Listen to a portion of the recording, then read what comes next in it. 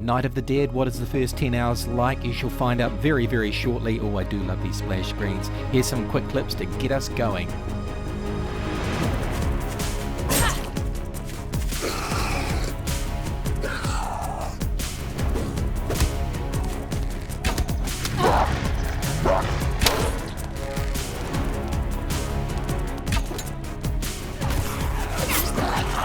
God, this bloody bear is gonna get me. Jesus!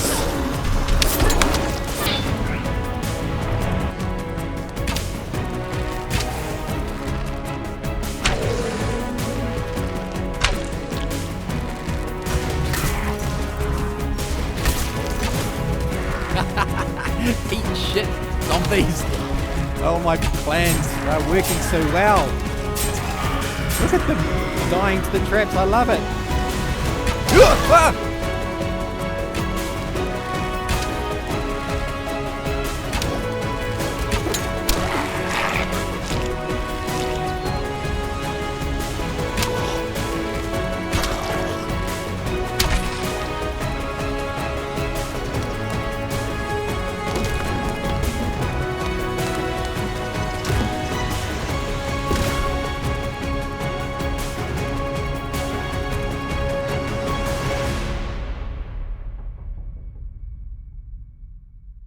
.7 hours is how much I've played. No bullshit, let's get into it.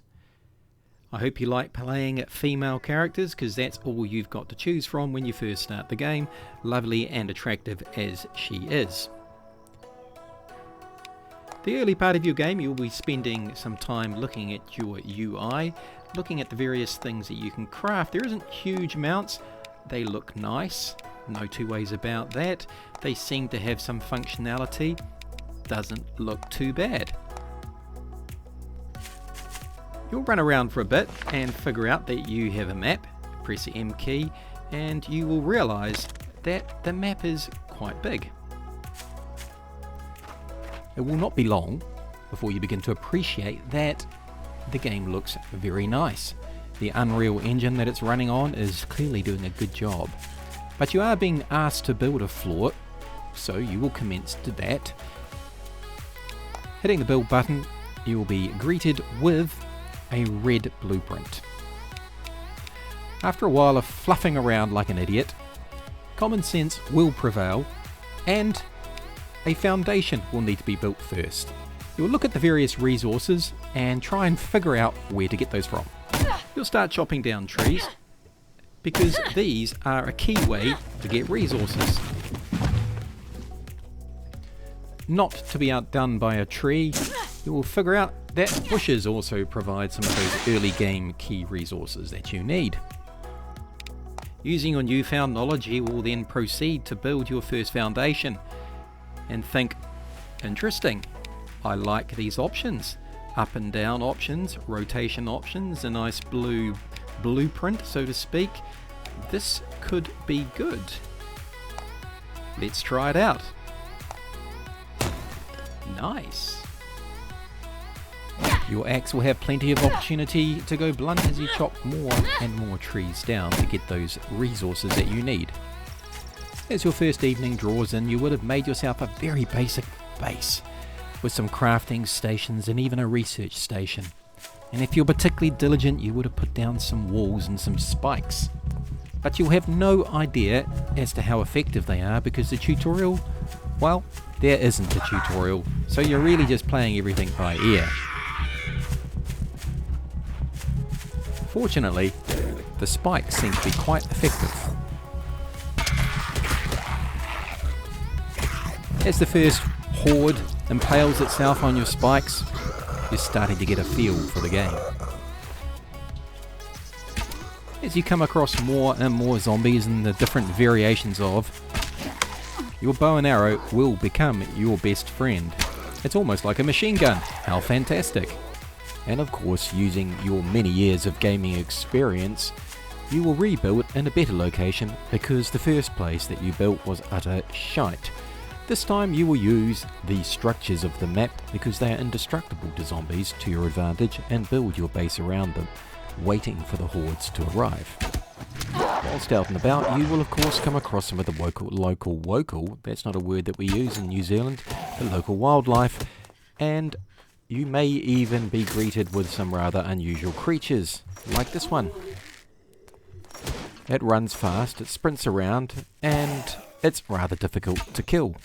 It's not even a horde. This is a difficult creature to kill with a bow and arrow. Putting some space between yourselves, you will run into spikes. Plug it with some more arrows. And with a bit of luck, see some dramatic flame effects and a stupendous explosion with actually very nice fire effects burning your walls. Run up to them, put them out. Easy peasy, lemon squeezy, no problems whatsoever. In between, you'll set out into the world scavenging. This is a key part of your game. You'll be scavenging all sorts of resources, metal, and other things. And of course, you'll come across some rather large zombies who will chase you for a long, long way. They will even throw things at you. They will continue to chase you and continue to chase you till eventually you decide to take them on hand to hand. The battle goes on for absolutely ages and you are victorious. It won't take long before you come to the absolute realization that all the goodies are inside buildings, and those are the things you need to get to. And some of the zombies you encounter along the way might look weak, but are surprisingly tough, and you can turn them into zombie porcupines with very little success, and they even have a few tricks up their sleeve.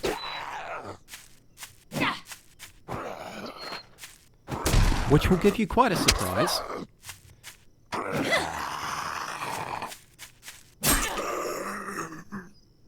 However, a zombie is just a zombie, and you are a true survivor.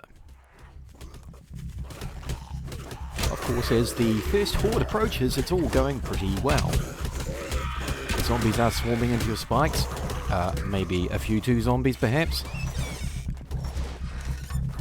Oh dear, they got in the base, and you only just managed to shut the door in time. Fortunately, that pendulum trap's doing a fantastic job, even hitting yourself while smashing the zombies. It's not looking as good as you thought it was. But there is some pretty beefy zombies, and that pendulum chap is extremely entertaining to watch.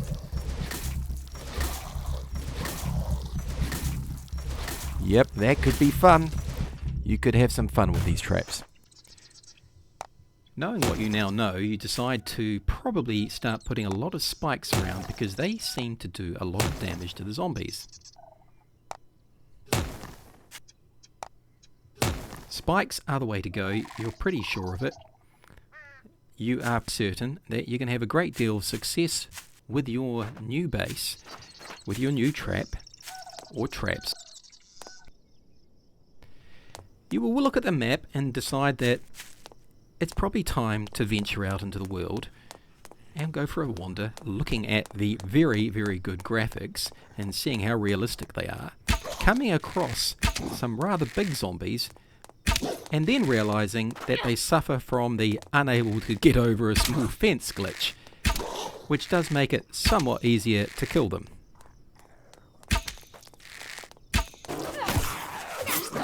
If you're very lucky, you will come across a bear and some zombies. This bear is probably your toughest opponent in the game so far.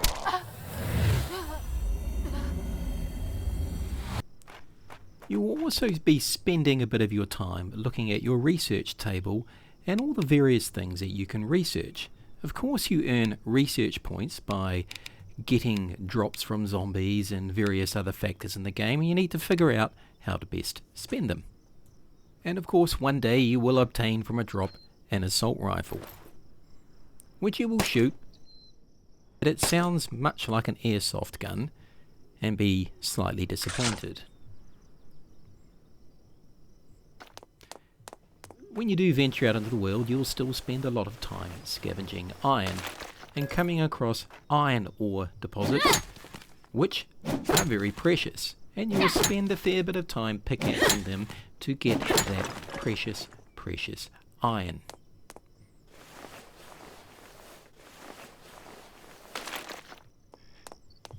As you continue to wander the map, you will see with your own eyes that the Unreal Engine is doing a very, very good job in this game. It looks beautiful. Of course, you will still come across rather tough zombies from time to time, and you will take them on with your newfound katana, confident in your abilities. This is taking a very, very long time to kill.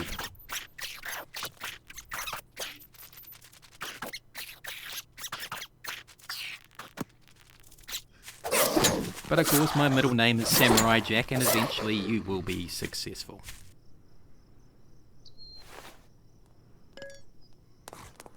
Continuing on your quest into the unknown, you'll explore industrial areas, woodlands. You'll come across sheds and buildings packed with zombies and figure that that is not a good place to go to. You will aggro zombies. Somehow you're not sure how it happens because the aggro dynamic seems odd. And as you wander the world, you will be awed by the impressive structures on the map. And then eventually coming to the end of the world. And looking at your map, you realise that you are indeed on an island.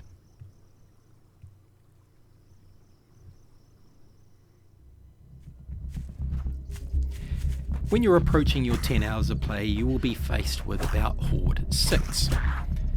You would have built your base up quite dramatically by this time, with spikes and reinforced walls. You have a number of traps, including crusher traps, spike traps, ballistas, pendulum traps, even guillotines and rotating wheel things. This is a solid base. Here's the first part of that zombie wave comes in. You see that it is actually being stopped quite effectively by your spikes. Even those difficult jumpers are struggling. This is working out well.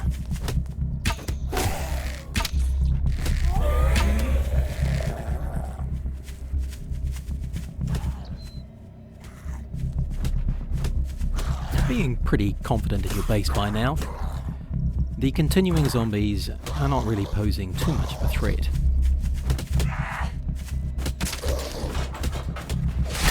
Even the ones that do break through are neatly taken out by your very satisfying traps. Even as you stand and admire your grandiose evil designs come to fruition, you cannot help but admire the ballista and its overwhelming firepower. By now, of course, you are feeling like the master of this domain. Very little is going to get in here. You're pretty confident of that.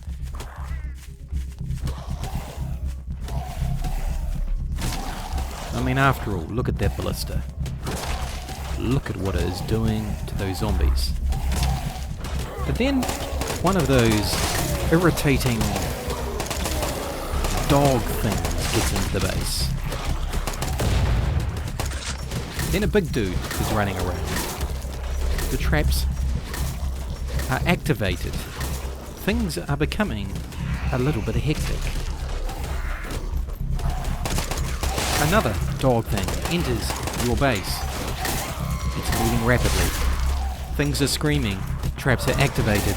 Dog creature is running rampant. It's a bit hard to keep track of what's going on, but there's big zombies out here, so we will shoot them with our assault rifle. You glance behind to see the dog explode, but that's okay, it's all under control. A big creature is trying to take on the crusher, but you take him out with some well-placed shots. Another jumper, the crusher still activated, shooting the zombies that are coming up against the spikes. Another large creature, zombie, I don't know what that thing is. I'm now panicking, my words aren't coming out straight. You are now fixated down the turret of your gun. Nothing else seems to matter apart from killing those zombies with your assault rifle. The spikes are still doing their job. And there is a zombie hitting the wall over there for some reason. But you ignore that because it is time to deal with the fires. You have previously dealt with them and they are not an issue. They are easy to control. You'll quickly fix these and then deal with the remaining zombies. But to your horror, realize you do not have the resources to repair the burning walls. And in the moment that you turn around, your base is well and truly ablaze, and you do not have the resources to repair. Chaos is reigning. Zombies are running rampant. Your base is ablaze. You watch in horror as the zombie runs up the stairs, straight through the door that you stupidly left open. But a quick sidestep, and said zombie falls to its death. Nonetheless, the base is fully aflame. And now it is time to do a mad dash to try and get the resources to salvage your base. You rapidly run to nearby bushes, hacking and cutting to get the branches required to fix the walls, which are burning as I speak. And let's be honest, by this stage there is panic because your base is fully aflame. You can even hear it collapsing. Things are not panning out as you thought they would. Try to repair it, but let's be honest, it's a goner.